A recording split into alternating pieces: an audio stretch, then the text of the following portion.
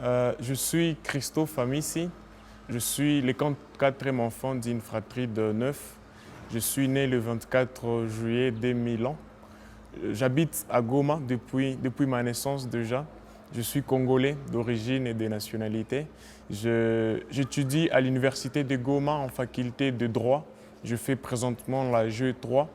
Je suis artiste. Je travaille dans la compagnie théâtrale du groupe d'action Assemblée pour la résilience juvénile, Gare en sigle, où j'exerce aussi la fonction de secrétaire.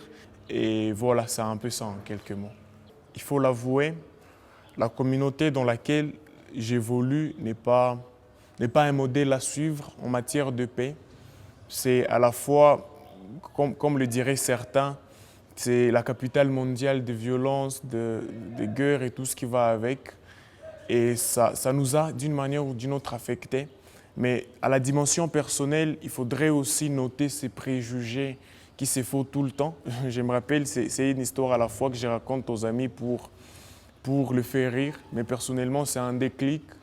À mon entreprise, quand je me promène dans les rues de Goma, ce n'est pas par inadvertance, il y a des fois des motards qui me giflent. Ce n'est pas rwandais et tout ce qui va avec. Je ne suis pas de cette origine-là, mais je sens un peu de sentir ce que ça ferait quelqu'un de ces origines. Et je me dis qu'il faudrait à un certain moment qu'on voit au-delà des apparences, qu'on voit au-delà des origines et qu'on mette ensemble les efforts pour faire advenir cet idéal à nous tous, la paix. Alors, très récemment, on a eu à organiser une campagne dans le cadre de la récente campagne Séjour d'activisme.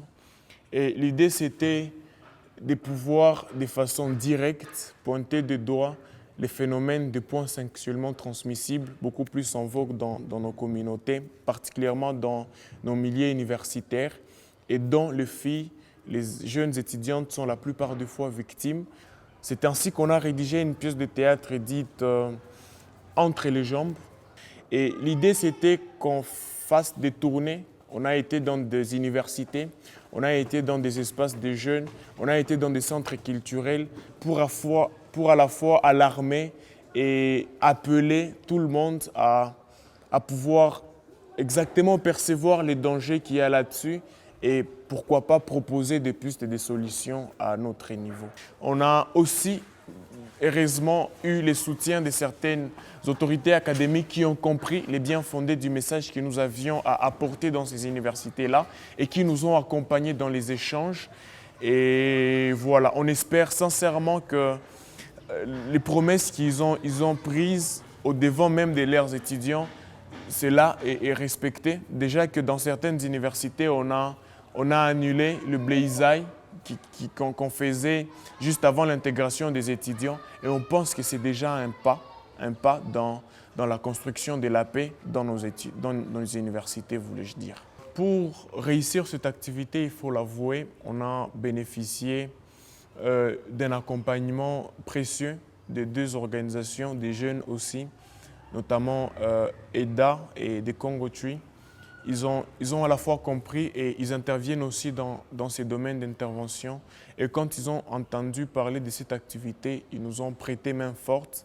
Les défis, il était d'ordre logistique, il était aussi d'ordre financier, mais aussi du soutien peut-être des autorités politiques, puisqu'on avait parlé à certaines, enfin je préfère taire le nom, on avait parlé à certaines autorités politico-administratives pour qu'ils viennent aussi parler aux étudiants, pour que les étudiants ils leur fassent part de leurs problèmes en ces domaines-là. Mais voilà, on n'a pas vraiment bénéficié de leur accompagnement, de leur présence physique là-dessus. Ce qui m'a motivé à participer dans ces projets, pour être sincère, c'est d'abord le concept Youth Lab, laboratoire des jeunes pour la paix, à la limite, selon les explications que j'avais eues. Ça m'a marqué, c'est original et tout. Et je me suis particulièrement imaginé qu'on sera à la fois capacité. Et alors moi, je m'attends à ce que je puisse à la fois bénéficier de mon équipe, de tout ce que je vais apprendre, de cette formation, de ces programmes, pour que nous puissions déjà établir aussi un terme que j'ai récemment appris, des indicateurs objectivement vérifiables qui vont nous permettre de pouvoir vérifier l'impact de nos actions et s'il n'y a pas vraiment eu impact, de pouvoir voir comment recadrer et avoir ce résultat qu'on s'est donné comme objectif au début.